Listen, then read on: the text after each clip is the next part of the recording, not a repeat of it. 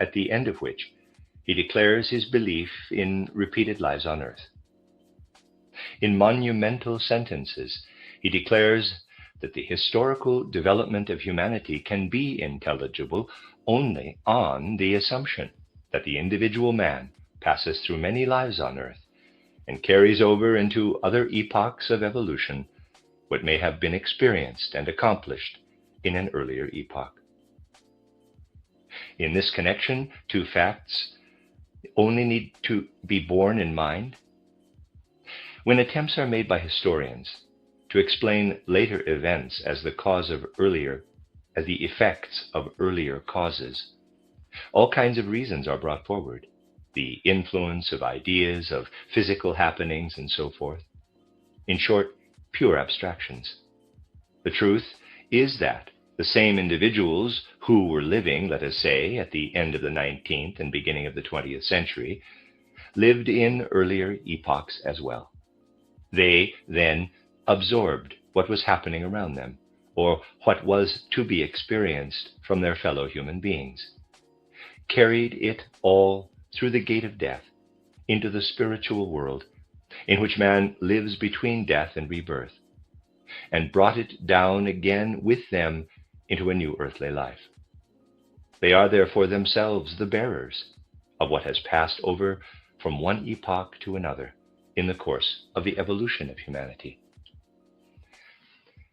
The past is forever being carried over to the future by individual men. This is the one fact that can fill the soul with a feeling of reverence when it is taken with due earnestness. And the other fact is that, on reflection, all of us sitting here will be able to say, we ourselves have lived on the earth many times, and what we are today is the product of those previous lives. When we survey history and let it shed light upon our own experiences, the realization that there are repeated lives on earth may well imbue knowledge with a mood of reverence. And Lessing must certainly have experienced something of the kind when he wrote, quote, "Why should not every individual man have existed more than once upon this world?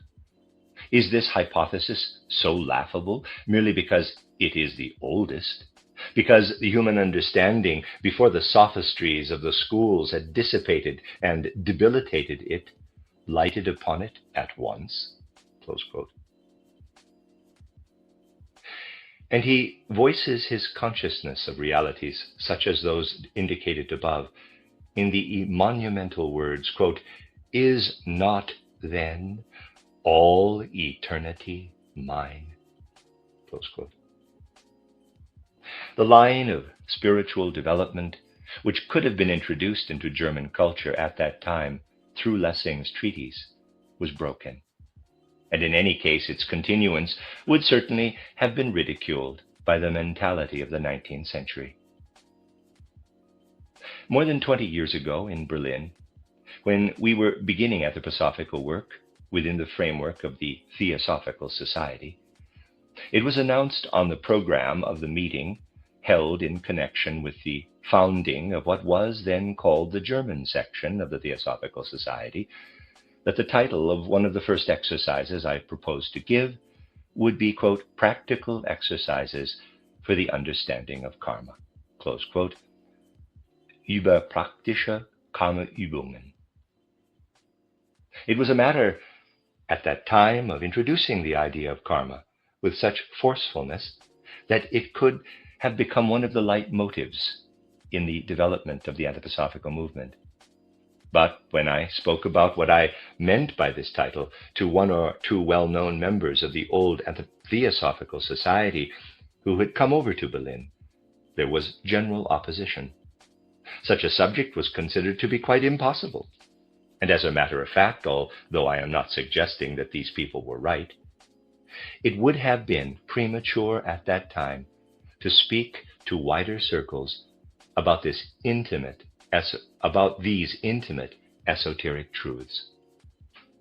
If one wishes to avoid abstract generalizations and to speak in a concrete way about karma and its significance in the historical life of mankind, This is not possible without touching upon matters of a deeply esoteric nature and making use of the concepts of esotericism.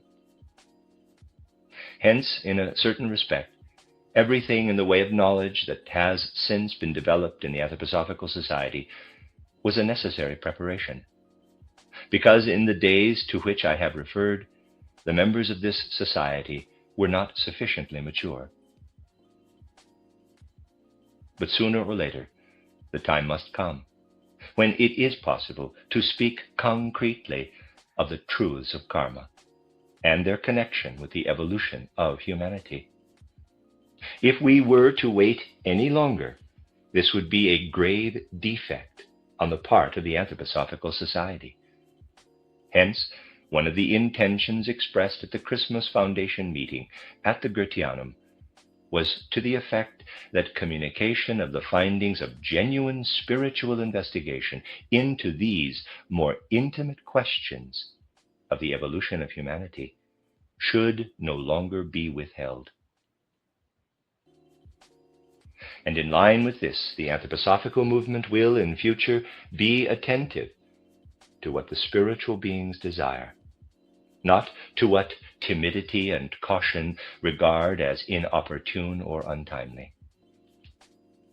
In this connection, the Christmas meeting at the Goetheanum was not only of qualitative significance for the anthroposophical movement, but something that was to mark the beginning of deeper and more intensive anthroposophical work. And it is from this point of view, which must also become a point of view of the whole movement, that I shall speak to you today. We witness great happenings in history and are aware that the keynotes in certain domains of life are set by particular personalities. It should be obvious to us that some historic personality, who not so long ago was the inaugurator of the kind of thinking under the influence of which we are still living today, can only be understood, as the historical aspect in general can only be understood, when anthroposophical investigation penetrates into earlier incarnations of such personalities. This leads to something else as well. By observing personalities of whom history tells,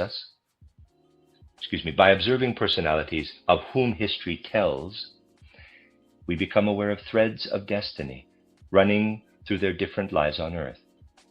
And the light thus shed upon karma helps to make our own personal destiny intelligible. This is of very great importance. There must be no sensationalism in the study of karma. The sole purpose of such study must be to illumine the circumstances of human life and the experiences of individual human souls. We see, for example, that particularly in the last 2/3 of the 19th century, a materialistic attitude of soul became general.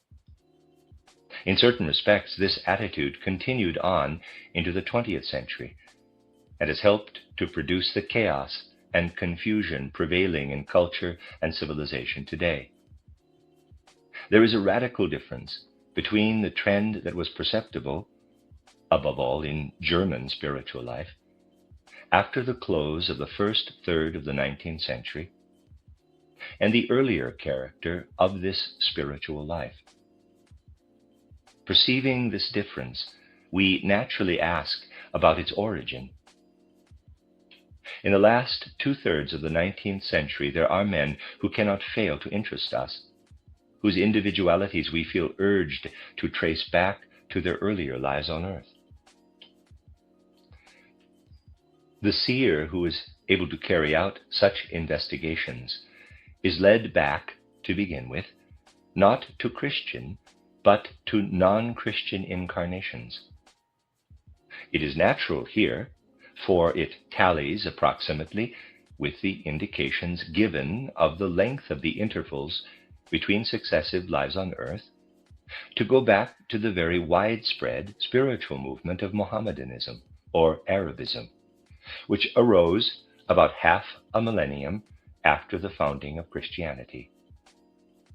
Starting from Asia, Christianity spread across to Spain, and thence to all Western Europe, having had a slight influence upon civilization in North Africa. It also spread across Eastern and Middle Europe, but in its expansion was flanked, as it were, by Arabism, which, with the impulse of Mohammedanism active within it, forced its way on the one side through Asia Minor, and on the other side through Africa, across to Italy and Spain. And the many wars of which history tells bear witness to the bitter conflict waged between European civilization and Arabism. Here again, it is important to ask, what are the concrete facts underlying the evolution of the human soul? We will now consider some of these concrete facts. For example, at the time when Charlemagne was ruling in very primitive conditions of civilization in Europe, brilliant spiritual culture was being developed at the court of Harun al-Rashid over in Asia. At this court were gathered the greatest minds of that time, men of outstanding brilliance, whose souls were deeply imbued with Oriental wisdom, but who also combined with this wisdom the culture that had come over from Greece. The spiritual life cultivated at the court of Harun al-Rashid embraced architecture, astronomy, as it was then understood, geography, mathematics, poetry, chemistry, medicine, and the most illustrious representatives of all these branches of learning living at that time had been brought together there.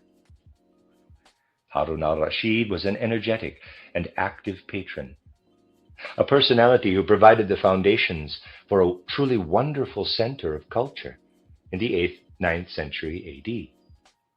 And at this court of Harun al-Rashid, there was a remarkable personality, one who, in the life spent at the court, would probably not have given the impression of being an initiate. But he himself, as well as the initiates, knew that in an earlier life on earth, he had been one of those who were most highly initiated. Thus, in a later incarnation, at the court of Harun al-Rashid, there lived a personality who did not appear outwardly as an initiate, but who had been an initiate in an earlier life. The others at the court had at least some knowledge of this nature of initiation life in days of antiquity. The personality of whom I am speaking was a magnificent organizer, as we should say nowadays, using a rather unworthy expression, of all the sciences and arts at the court of Harun al-Rashid. We know that Arabism, in its external aspect, spread under the impetus of Mohammedanism across Africa, southern Europe, Spain, and farther into Europe. We know, too, of the wars and conflicts that were waged. But the campaigns came to an end. It is usually considered that Arabism was driven out of Europe by battles such as those fought by Charles Martel at Xeres de la Frontera, sorry for the pronunciation. But there was a tremendously strong spiritual impulse in Arabism. And the remarkable thing is that when it was outwardly beaten back as a political and belligerent power in Europe, the souls of eminent Arabists, when they had passed through the gate of death, were intensely concerned in the spiritual world with the question of how the influence of Arabism could be made effective in Europe. In the spiritual world, the outer form of things is not of primary importance. Between two successive incarnations of an individuality, there may be little outer resemblance. The significance lies in the inner nature and character. This is a difficult idea for our contemporaries to grasp. In an age when it can be held against a man that he once wrote not unfavorably about Haeckel and subsequently wrote in a different vein, regarded by pedants as contradictory, footnote, Dr. Steiner is here referring to criticisms of his own writings on the subject of Haeckel, end of footnote, continue sentence, when such a lack of insight is in evidence, there will be little understanding of how outwardly different individuals can be in two successive lives on earth, although the same fundamental impulse is at work in both.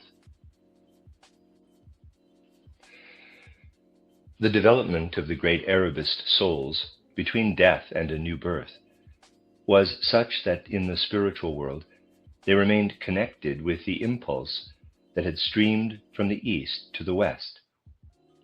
They remained connected with their own deeds. In the external world, civilization advanced. Forms of culture quite different from those characteristic of Arabism made their appearance. But the souls of individuals who had been eminent figures in Arabism came again to the earth, and without carrying over Arabism in its outer form, bore its inner impulses into a much later age.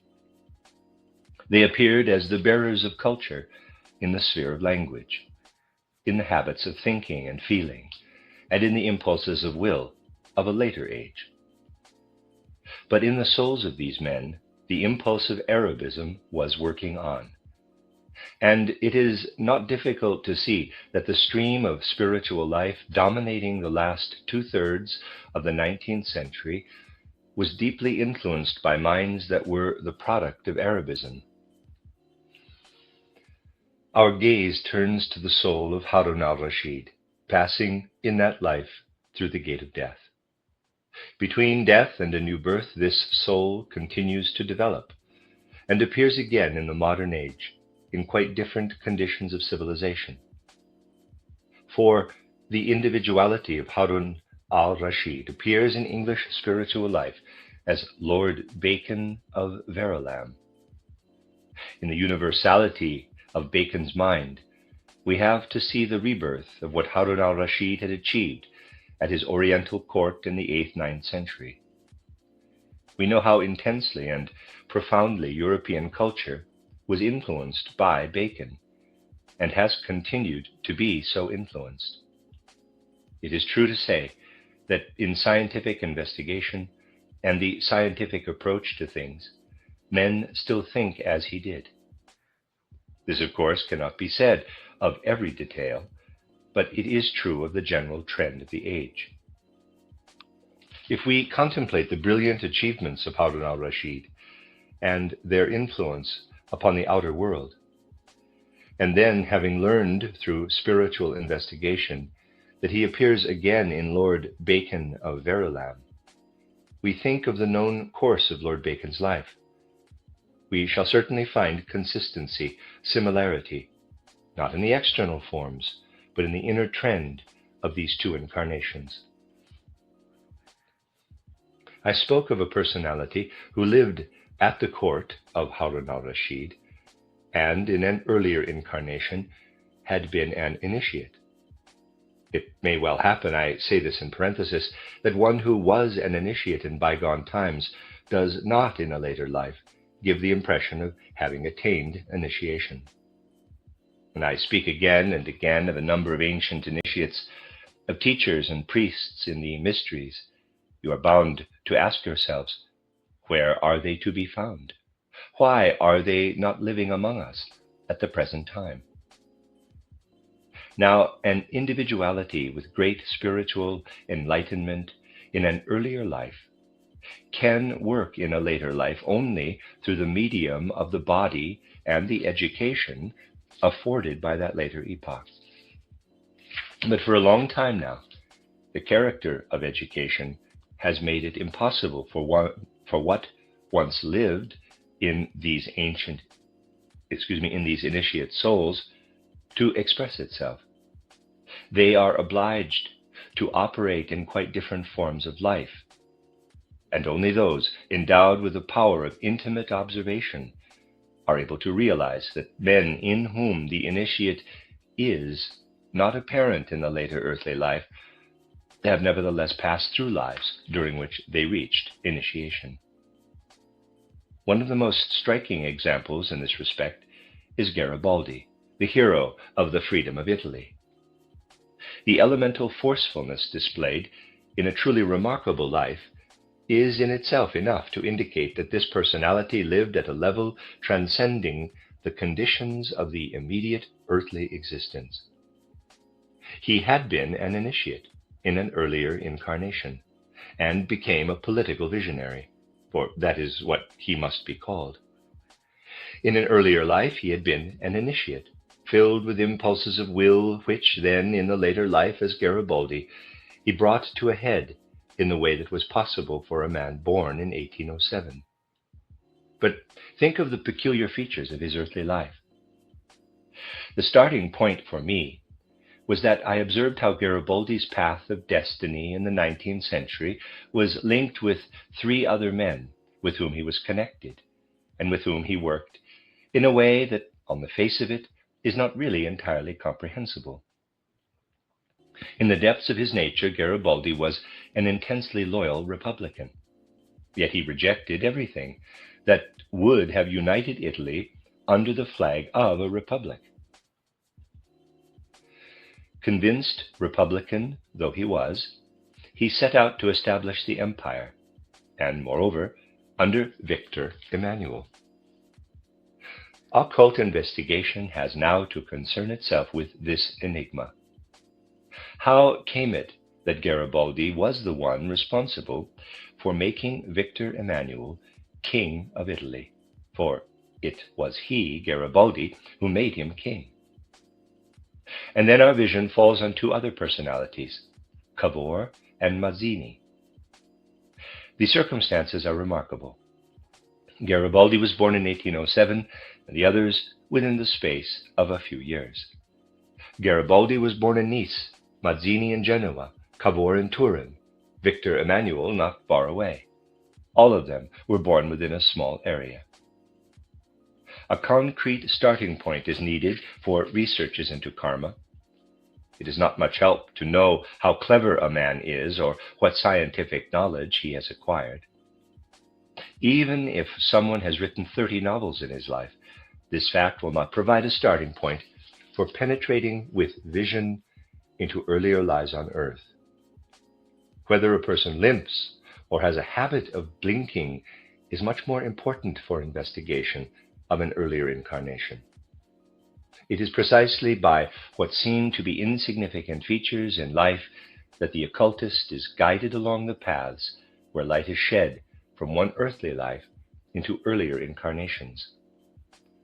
And so, a criterion for occult research in the case of Garibaldi was the way in which, in the 19th century, he established relations with the other three individuals. There was another criterion as well. Outwardly observed, Garibaldi was a man with a strong sense of concrete reality, one who stood firmly on his feet, mindful only of practical exigencies. But in this Garibaldi life, there were intimate phases showing clearly that Garibaldi stood at a level above the conventional experiences of life. While still quite young, he took part in many dangerous sea voyages on the Adriatic, was several times captured by pirates, but on every occasion freed himself again by very hazardous means. It is also noteworthy that the first time Garibaldi saw his name in print was when he read in a newspaper the announcement of his own death sentence. This is a biographical incident that does not happen to everybody. The death sentence had been passed on account of his participation in a conspiracy, but it was never carried out. Garibaldi fled to South America and there led an adventurous life, rich in inner experiences and full of vital force. How very little the ordinary conditions of earthly existence affected Garibaldi is shown, for example, by the way in which he contracted his first marriage, which for many decades was an exceedingly happy one. How he became acquainted with the woman he married is a strange story. He was on board ship, still some distance out at sea, and looking toward the land through a telescope, he saw a woman standing there. He fell in love with her at once. Falling in love through a telescope is by no means an everyday occurrence, and in such a case the ordinary bourgeois conditions of life mean nothing. What happened? Garibaldi steered at once to the land and met a man who was so taken with him that he invited him home to a meal. This man was the father of the girl he had seen through the telescope. A slight drawback was that Garibaldi spoke only Italian, she only Portuguese. But although neither knew the other's language, he made her understand that they must unite for life. It turned out to be the happiest and also one of the most interesting marriages imaginable. She shared in all his undertakings and experiences in South America, and once, when a report reached her that Garibaldi had been killed in one of the many fights for freedom, she searched every battlefield, as legend narrates of other women. She lifted every corpse in order to look at the face, but finally discovered on her journeyings that her husband was still alive. During these adventures, she gave birth to her first child, who would have died from cold if she had not bound it with a sling around her neck and kept it warm against her breast. These are not ordinary circumstances, and the companionship was anything but a conventional one in the bourgeois sense. Some time after the death of his wife, Garibaldi married again, this time in perfectly conventional circumstances. But this marriage, which had not been arranged through a telescope, lasted no longer than a day. These happenings and similar features of Garibaldi's life are clear evidence that there was something quite out of the common about him. Spiritual vision revealed to me that in an earlier incarnation in the Christian era, footnote see Karmic Relationships, Esoteric Studies, Volume 1, page 194, Lecture 12, end of footnote, this personality had been an Irish initiate. He had come over with a mission from Ireland to Alsace, where he taught in a center of the mysteries, and where he had as pupils those individualities who were born later on in approximately the same period and in the same region as he. Now, in various mysteries where initiation was attained, there was a law according to which the connection of certain pupils with the teacher must be so close and strong that the teacher might not desert them when circumstances brought them together in a later life. Garibaldi was bound to feel a very strong tie with the individuality of Victor Emmanuel, because the latter had been his pupil in an earlier initiation life. In such a case, theories are of no account. In a later life, what is of real importance is not any external undertaking, but obedience, even if an unconscious obedience, to that inner law by which men are brought together in accordance with impulses, working in the intimate processes of historical evolution. The whole of Garibaldi's life indicates how the attainments of one who was an initiate in a previous life are obliged to express themselves in a later incarnation, because the bodily constitution and the education provided in a given century do not make it possible for such a personality to appear outwardly as an initiate. The same applies in the case of the personality who lived at the court of Harun al-Rashid, and who, when he had gone through the gate of death, was bound to take a different path from that of Harun al-Rashid himself. This personality was connected, in the very depths of his soul, with all the mysteries of initiation he had received from Oriental wisdom.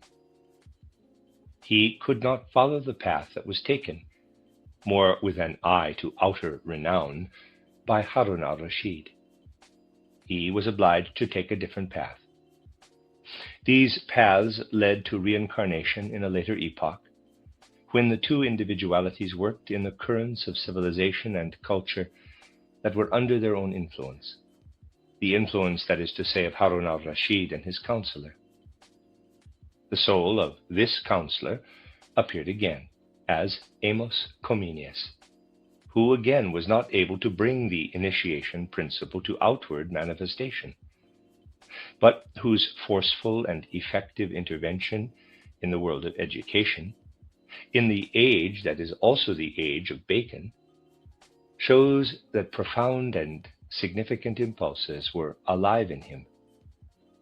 And so we see how after his life at the court of Harun al-Rashid, the soul who has now become Amos Comenius is reincarnated with a more inward vocation. We see how Harun al-Rashid himself reincarnates, and we see how in these personalities civilizations, cultures flow together.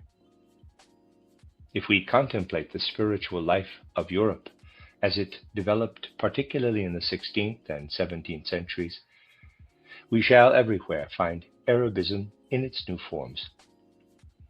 In everything that has been influenced by Bacon, Arabism is present in a more outwardly brilliant form. In everything that has been influenced by Amos Comenius, the deep inwardness of Oriental wisdom can be perceived.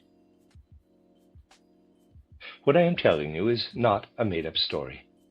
These things are not discovered by speculation, but only by uniting oneself inwardly with the spirit entities concerned, and by means of inspired investigation, seeking the way from the one earthly life into the other. Through the incarnation of souls in repeated lives, a great deal has been brought over from Arabism into the modern age. What is all important is that the character and purpose of such investigation shall not be misunderstood. I told you that it is not a question of following clues that in materialistic life would usually be considered significant. Nothing much will be discovered by so doing. I will give you an example. I had a teacher, I have also spoken of him in my autobiography, who was a really excellent geometrician. At a certain period in his life, he began to interest me very deeply. There was something absolutely original about him, a one-sidedness that amounted almost to genius. He had other characteristics as well, but his geometrical talent provided no pointer to his earlier incarnation. This really first-class, constructive geometrician had a certain external peculiarity, a club foot. Now, investigations which lead over from one incarnation into another very often reveal that everything connected in the one incarnation, the legs, is connected in another life with the development of the head. A remarkable metamorphosis takes place of the inner forces, which in one life are those of the limb system, and in another those of the head system. My teacher's clubfoot became for me the starting point of occult investigation. And what transpired? The vision that was focused upon this defect led me to another personality who also had a clubfoot, namely Lord Byron. I now knew. This has to do with reincarnations connected in some way with each other. And it turned out that in a previous incarnation, there was something in the souls of both these men that had led them to common action, although in their last incarnation, as far as their earthly activity was concerned, they were not actually, but almost, contemporaries. I stress the point here that I am not dealing with incarnations as women, because in past epochs, life in a man's body was more important. Incarnations as women are only now beginning to be of importance, although in the future it will be of very special interest to take account of them. In considering many historical personalities, however, one often omits intervening incarnations as women. You must not conclude from this that there have been no such incarnations, but I am speaking now of aspects which lead back first and foremost to previous incarnations as men. And so through these two personalities, whose connection with each other I had perceived, I was led back to a time, it was either in the 10th or 11th century AD, but I have not been able to determine this exactly, when they had lived in the east of Europe, in regions that are now part of modern Russia. They were comrades. At that time, the legend of the Palladium and its changing whereabouts in the world had already reached the ears of a few. You know, perhaps, that the Palladium was regarded as a holy treasure upon which the fortunes of civilization depended. According to the legend, this Palladium was first in Troy, then in Rome, and was then transferred with pomp and splendor to Constantinople by Constantine the Great, who caused a pillar to be erected over it for his own glorification. At the top of this pillar was a statue of Apollo. In a chaplet were pieces of wood which Constantine had caused to be brought from the cross of Christ. Everything was done with an eye to his own glorification. The legend related that the Palladium would at some time be carried northward, whither the civilization centered in Constantinople would then be transplanted. This legend came to the ears of the two comrades of whom I am speaking, and they were seized with enthusiasm to obtain possession of the Palladium in Constantinople. They did not succeed, but they embarked on many adventurous undertakings with the aim of removing this holy treasure to the north. Especially in the case of the one who was subsequently reincarnated in the West as Byron, we see how his enthusiasm for the cause of freedom was a karmic continuation of the search for the Palladium in the earlier life. And the same spiritual configuration was to be seen in the intimate impression made by my geometry teacher upon those who knew him. Here was a sense of freedom in the domain of science. And so the paths led from details of secondary importance, in this case the club foot, to earlier incarnations of the personalities in question. When it is a matter of speaking of the karmas of individuals, one must always have an eye for the inner configuration of life. Let me give one more example. In the 8th-9th century AD, in the region that we should today call the northeast of France, there lived a personality who, in those days, would have been considered a well-to-do landowner. But he was adventurous and went out on predatory expeditions in the neighboring provinces. Incredible as it seems today, such things as the following did happen in those times. He would leave his house and estate and wage campaigns, sometimes more, sometimes less successfully, in the neighboring districts. On returning from one of these expeditions, he found that he had been robbed of his property. Another man was in possession, and he had so many soldiers and weapons that the property could not be wrested from him by its rightful owner. There was no place to which the latter could go, and he became a serf, as it would have been said later on, of the one who had dispossessed him. And so a strange relationship developed between these two men. The former owner of the estate was obliged to reverse his position. The property that had once been his now belonged to someone else, and he himself was in the position previously occupied by the new owner. He, the former owner, and like-minded companions would hold all kinds of meetings, as we should call such gatherings nowadays, in the neighboring forests by night, voicing vehement resentment against the one who had taken possession of the property, and against conditions where such things were tolerated. The intense resentment and the things that were said at that time as an expression of it are an interesting study. I was able to follow the paths taken by these two men who passed through the gate of death in the 9th century and were born again in the 19th. The one who had been an owner of property of which he was afterward dispossessed appeared as Karl Marx, the founder of socialism in the 19th century. However greatly the outer circumstances differ, speculation leads nowhere.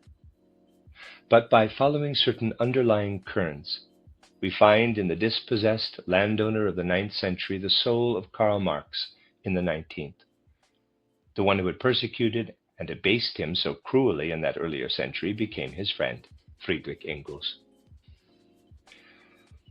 There is no question of sensationalism here, but of understanding life and history from the concatenation of circumstances in earthly existence. Such matters must be taken with deep earnestness, unmixed with any trace of sensationalism. In this example, we have an illustration of European spiritual life, but it was into this spiritual life that Arabist trends were inculcated. In the modern age, too, a great deal of Arabism will be found, but in a quite different form. Now, a predecessor of Harun al-Rashid, one of the earliest successors of the Prophet Muhammad in the 17th century AD, was Muawiyah. He was a remarkable personality who longed to make conquests in the West but achieved little. His inner longing for the West could not find fulfillment, but he was still aware of the urge toward the West when he passed through the gate of death. And this impulse continued through his life between death and a new birth. Then this individuality of one of the Prophet's earliest successors appeared again, exercising a dominant influence upon the conditions prevailing in the 20th century. Before the Christmas Foundation meeting, I had spoken of many things that are confirmed by what can be known about the repeated lives of a certain personality. People understood little of what I said on those occasions, but the power of conviction with which these utterances were made came ultimately from the observation of karmic relationships through many lives on earth. Muawiyah, as he is called, appeared again in our age as Woodrow Wilson, who carried Arabist abstraction in its most radical form into external civilization. In Woodrow Wilson, there appeared an individuality who brought Arabism to very strong expression in our time, particularly in the famous 14 points. The calamities for which Woodrow Wilson was responsible can best be studied by comparing the actual phrasing of those 14 points with certain passages in the Quran. You will then find that a great deal becomes intelligible, and you will discover remarkable things once you have knowledge of the true circumstances. The fact is, my dear friends, that the study of history today can be satisfactory from the human point of view only when the concrete phenomena of repeated earth lives on earth are taken seriously, together with the perception of karma and the interconnections in the individual earthly lives of men. Since the Anthroposophical Society has for 2 decades been prepared for what ought now to be brought about under the influence of the Christmas Foundation meeting, the quote, practical exercises for the understanding of karma, close quote, that were announced in 1902, when the German section of the Theosophical Society was founded, may surely be put into practice today with greater and greater thoroughness.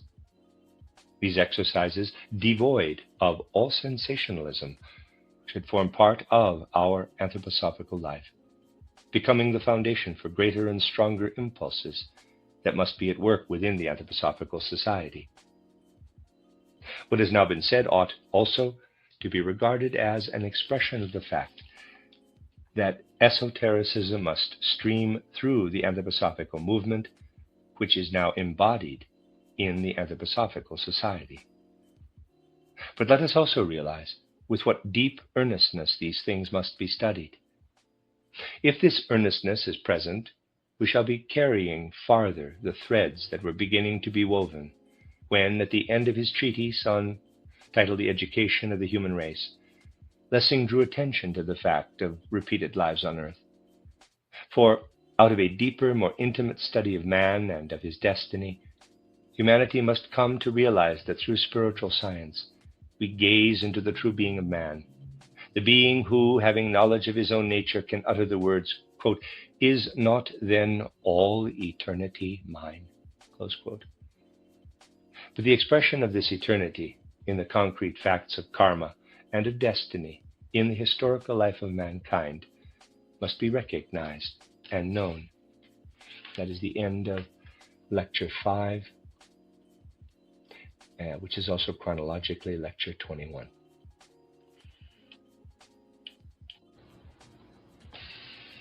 You are listening to RudolfSteinerAudio.com. This is a reading of Karmic Relationships, Esoteric Studies by Rudolf Steiner. This is Volume 6, Lecture 6 in that volume, which is chronologically Lecture 38.